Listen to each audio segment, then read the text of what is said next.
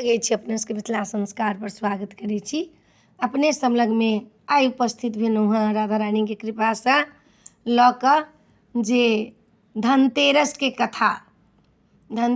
कथा केना रहथिन, के रहथिन जे धनतेरस ताहि दिनसँ लोक मनबै छै, कुबेरके पूजा करै छै, धनवन्तीके पूजा करै छै। किया से कथा लऽ कऽ अपने सब लगमे उपस्थित भेलहुँ हँ। से अपने सब सुनू, पूरा कथा सुनू, लाइक करब, सब्सक्राइब करब, कहऽके नहि बिसरब। तऽ सुनू धनतेरसके कथा। देखियौ, सब चीजके अपना हिन्दू सनातन धर्ममे महत्व छै, बिना महत्वके किछु नहि छै। आ ई जहियासँ पृथ्वी बनलैए तहिएसँ भी सब भऽ रहल छै, आइसँ नहि छै ई सब। तऽ अपने सब सुनू धनतेरसके कथा। देखियौ जे कुबेर भण्डार कहै छी कुबेरके, कुबेर एकटा चोर रहथिन, बहुत बड़का चोर। एही दिन रहनि टाइम, ई टाइम जे अइ ई कुबेरके जे दिन अइ से शुरू भेलै शिवरात्रिसँ। महादेवके जे प्रसन्न करैए हुनका सब किछु भेटैए। महादेवके प्रसन्न करब तऽ अहाँके जकरासँ भक्ति महादेव करबाबऽ चाह, जे राधा कृष्णके अहाँ भक्ति करू तऽ राधा कृष्णके अहाँ भक्ति करऽ लागब। महादेवके प्रसन्न करब तऽ रामचंद्र जीके भक्ति करऽ चाहब तऽ रामचंद्र जीके भक्ति होबऽ लागत। महादेवके प्रसन्न करब तऽ माता रानीके भक्ति करऽके तऽ माता रानीके भक्ति करऽ लागब। महादेवके प्रसन्न करब तऽ राधा रानीके भक्ति करऽके तऽ राधा रानीके भक्ति अहाँ करऽ लागब। महादेव साक्षात छथिन, बजरंगबलीके भक्ति करऽके महादेवके प्रसन्न करू। महादेव जे छथिन से दया निधान छथिन, औढ़र दानी छथिन, हिनका सब रूपमे लोक पूजा करैए। आस्तोष छथिन, परम आस्तोष। तऽ सुनू, ई टाइम बात अइ शिवरात्रिके टाइमके बात अइ, लेकिन ई कुबेरके कथा अइ। ताहि दुआरे धनवन्तीके जखन पूजा करब साँझके टाइममे ई कथा जरूर सुनब अपने सब। कुबेर जे रहथिन से एकटा चोर रहथिन, बहुत बड़का चोर रहथिन। तऽ नीक खानदानके, नीक कुलके, लेकिन चोर रहथिन। पूर्व जन्ममे जाकर रावणके भाय भेलखिन ओ बहुत बड़का चोर रहथिन। चोर रहथिन, चोरी करैत करैत करैत करैत सब दिन हुनकर बीतनि। पेट चलन कहै छै, चोरा न करे बटोरा आ चोरा नहि बान्हे हाथी घोड़ा। तऽ चोर ओहने होइ छै, कतबो चोरा कऽ लेतै, बेच लेतै, सोना असरफी अपना घर ओ नहि राखि सकैए, बेच कऽ जे पैसा एतै से खेतै। ओ की केलखिन, अहिना चोरी करैत रहथिन। एक दिनके टाइम रहै शिवरात्रिके दिन, हुनका कतहु किछु नहि भेटलनि। आ ओ की केलखिन से राजाके घरमे चोरी करऽ लागलखिन कुबेर। चोरी करऽ ला जे गेलखिन तऽ सोन रुपैआ तऽ नहि भेटलनि। कहलखिन किछु तऽ नहि भेटल राजा घरमे, से राजाके जे कपड़ा सब अइ से चोरा लै छी। सब राजाके कपड़ा जे रहनि से सबटा चोरा लेलखिन। चोरेलखिन कि सैनिक देख लेलखिन हुनका।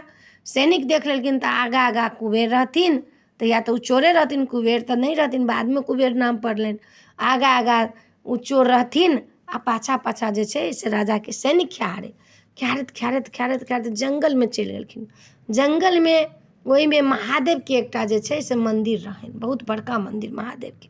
ओहि राति शिवराति रहनि, महादेवके बड़का मन्दिर जङ्गलमे रहै। ओ की केलखिन चोरबा, महादेवके मन्दिरमे जाकऽ घुसि गेलखिन आ कहलखिन कि जे मन्दिरमे हमरा केओ नहि देखत। देखियौ भोलानाथके कृपा रहनि।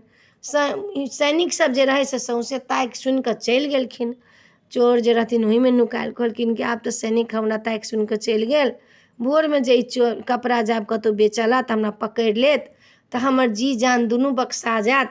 ताहि लऽ कऽ एहि कपड़ाके आब हम चोरी तऽ कऽ लेलहुँ हँ, एहि कपड़ाके हम बेचबे नहि, एहि कपड़ाके हम जराइए दै छी। भोला बाबाके शिवालय रहनि, की केलखिन सब कपड़ामे आगि लगा देलखिन। राजाके कपड़ा, राजाके मतलब विष्णु, विष्णुके कपड़ामे आगि लगा कऽ भोला बाबाके मन्दिरमे इजोत कऽ देलखिन। भोला बाबा कही आइ तऽ हमर बिआहके दिन छलऽ, हमर तऽ शिवालय पूरा अन्हार छलऽ, ई के भक्त हमरा शिवालयमे अन्हारमे इजोत केलक, आइ तऽ हम बड्ड प्रसन्न छी। आ वो सोना चाँदीके इजोत केलक, सोना चाँदी जरल हुनकर कपड़ामे रहनि, राजाके कपड़ामे से जरा देलखिन। ओ पटसँ की केलखिन हँ, भोलेनाथ 4 बजे भोरमे प्रगट भऽ गेलखिन हँ। कहलखिन हँ माँग तो की माँगै छी। चोरबा कहै छी कि जे अहाँ के छी। कहलखिन कि हम भोलेनाथ छी। कहलखिन महाराज से आइ हमरा शिवालयमे तो पूरा प्रकाश केले, आइ हमरा विवाहके दिन छलऽ, हमरा शिवालयमे पूरा प्रकाश केले हँ।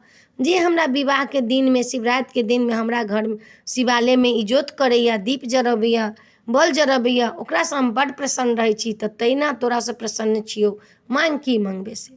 कहलखिन हँ कि देखू धनके चक्करमे हम चोरी केलिए, हमरा एतेक धन दिअ, एतेक धन दिअ जे हमर धन कहियो नहि खाली होय, हमर नाम अहाँ दिअ।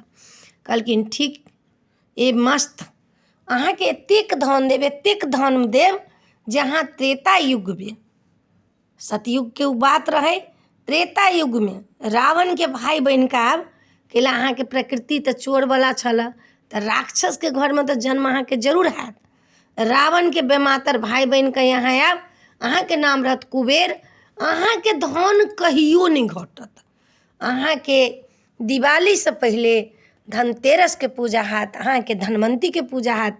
समुद्र मंथन जे भेल रहै तऽ ओहिमे से धनवन्ती सेहो निकलल रहथिन, तऽ धनवन्तीके भेलनि लक्ष्मी, धनवन्ती लक्ष्मी भेलखिन।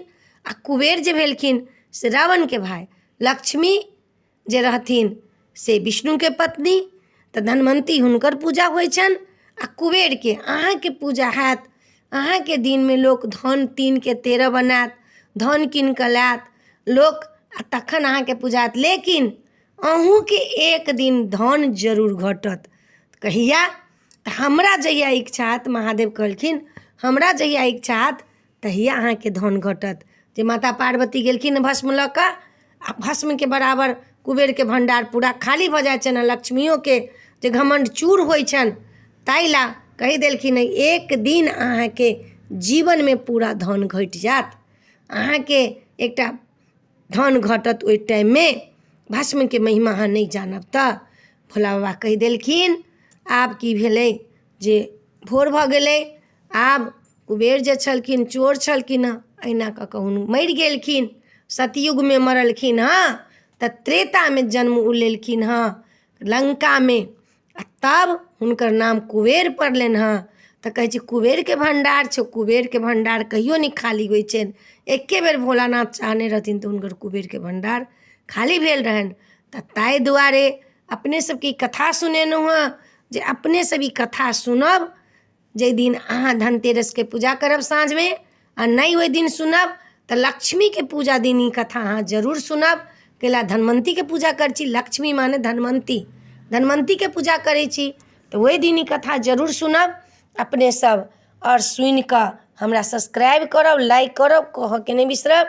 जे अबै छलऽ से अपने सबके सुना देलहुँ हँ, नीक लागत चैनलके सब्सक्राइब करब। और अपने सब दिवाली शुभसँ, धनतेरस शुभसँ मनाउ, अपने सबके बता देलहुँ हँ, हमरा जरूर कहब। जय मिथिला, जय माता जी, राधे राधे।